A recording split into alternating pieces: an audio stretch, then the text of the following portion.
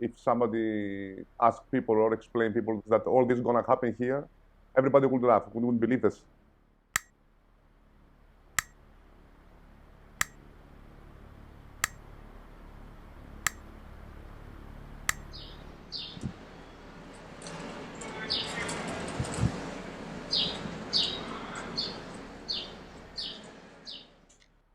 Until then, Greece had a good economy, and there wasn't much unemployment. There were works for everybody. It was easy for someone to find a job. Unfortunately, it happened. People called to pay the debt of the private sector, of the banks. IMF and Troika blackmailing the government. It was a catastrophe for the people what happened in Greece. I call it a national depression what has happened here. Everyone was upset.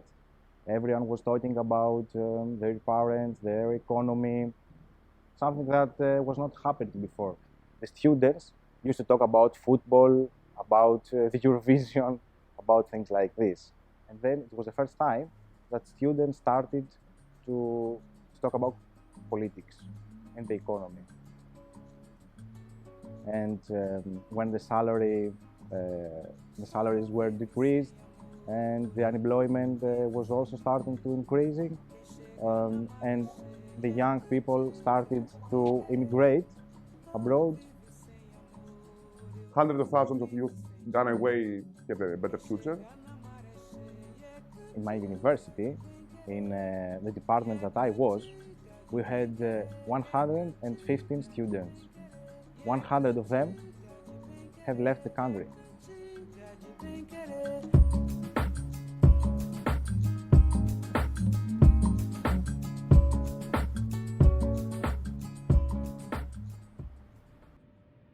Unemployment was like a rocket.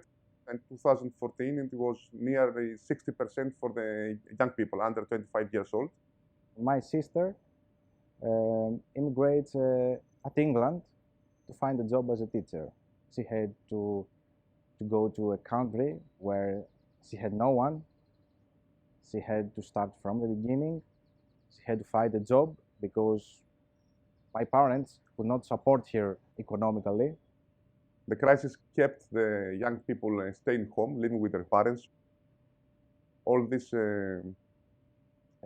power coming from internal, from the young people to do things, to create things, to dream, to make the dreams true, was stopped, was forced to be stopped.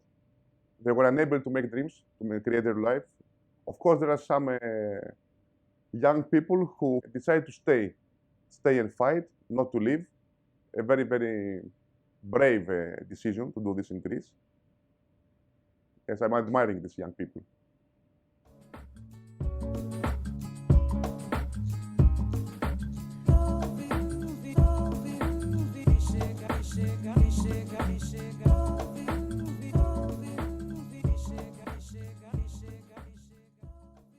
For me, it was a very difficult choice. I thought about leaving the country because in Greece, even if you are able to find a job, you will not get paid well. You will have the risk of getting unemployed again because so many companies are closing, even nowadays, 10 years after the outburst of the crisis. But the love that I have for this country is that kept me here. So I decided to stay and fight to find a job and to make the country better. I don't blame who left the country, but if we all leave, then what will happen here? The first thing to start, I think, is hope. And then it's one to dream. If we don't dream what country do we want, we could not make it. The youth of Greece need to understand and to have in our minds that nothing is going to be offered to us from no government, from no savior. There are no saviors. We need to take our lives to our hands.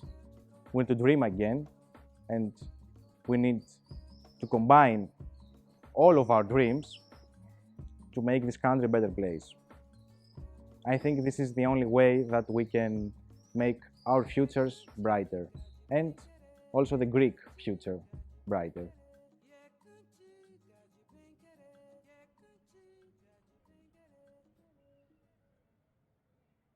The hope will only be that the youth unite.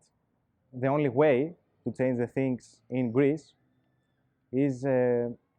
are the movements that are created by the people, and the youth are the most important part, or should be the most important part of these movements. We must be optimistic. I think we will do it, we'll manage it, but the people must mobilize against it. We cannot leave ourselves in the hands of Troika and the European Commission to decide for us. I believe that we cannot stop mobilizing and fight. Let's get out of our door and talk to our neighbor and create this.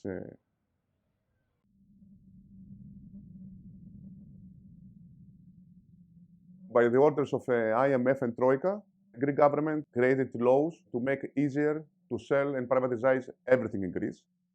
They put in the privatization program also the water companies of Athens and Thessaloniki. This was against the will of people, because we believe that public companies, public wealth is a kind of existence of the country.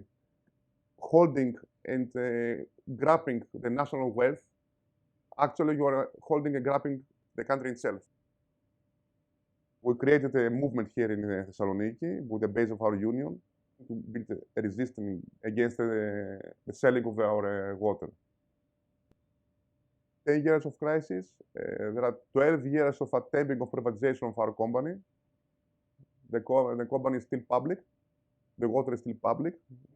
This movement stopped the privatization of the water. For me, it was the first win for the people of Greece since 6 or 7 years. And we managed to make the people stand up from the sofas and get in the street. This is a message for us and a very good lesson of that we are obliged to fight. We saw that if we unite, we can win, we can have victories. The struggle for protect the publicity of the water in Thessaloniki and in other cities of Greece is not unrelated to the struggle of the youth people who decided to stay or leave the country and want to return here. These two fights have many things in common, and I think because it's against everyone, it's like the fight of David and Goliath. Goliath was a giant and David was very little, but he could win Goliath at the end because of his strong faith. There always must be a hope for better things, for a better situation in Greece.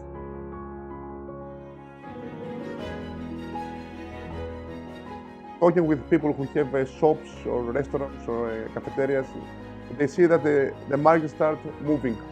It's better than before.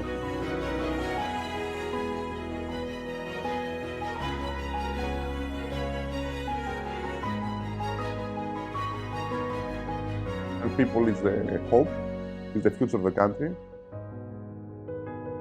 Young people must have dreams and must follow their dreams.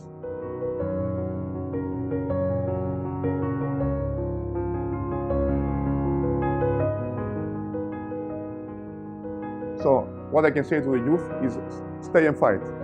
Stay and fight because your future is here. This is your country.